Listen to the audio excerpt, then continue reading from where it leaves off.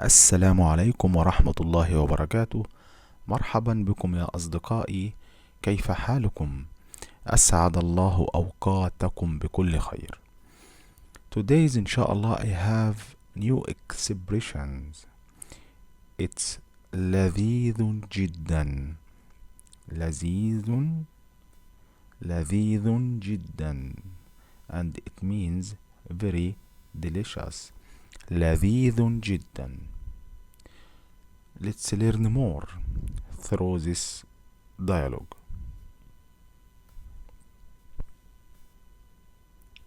This is dialogue between Ziyad and Muhammad.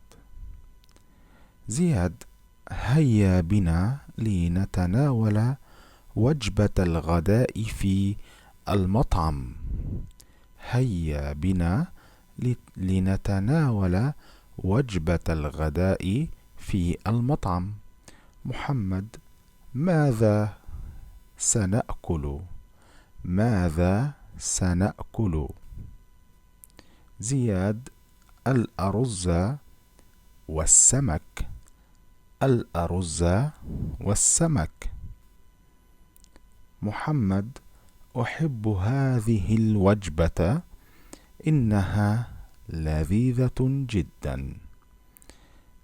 أحب هذه الوجبة، إنها لذيذة جدا. Let's read the dialogue again but with the translation.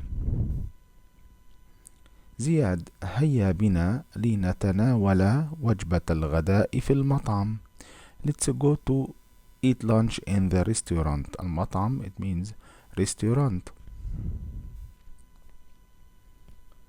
ماذا سنأكل؟ What will we eat? What will we eat? ماذا سنأكل؟ زياد: الأرز والسمك. rice and fish. الأرز والسمك. محمد: أحب هذه الوجبة، إنها لذيذة جدا.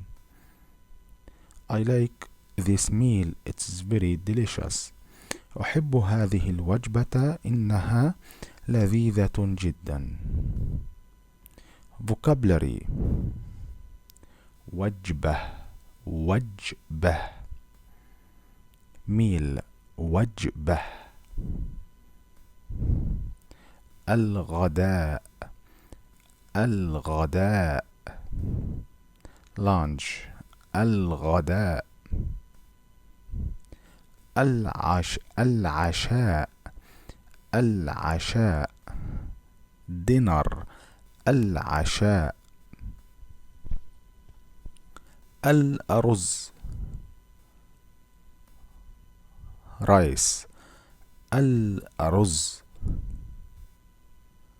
السمك السمك fish السمك. المطعم المطعم restaurant المطعم. one more time.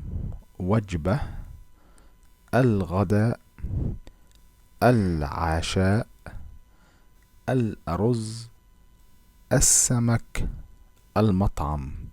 Thank you for watching. Till the next video, like, subscribe and share my Arabic journey with Muhammad. والسلام عليكم ورحمة الله وبركاته. إلى اللقاء يا أصدقائي.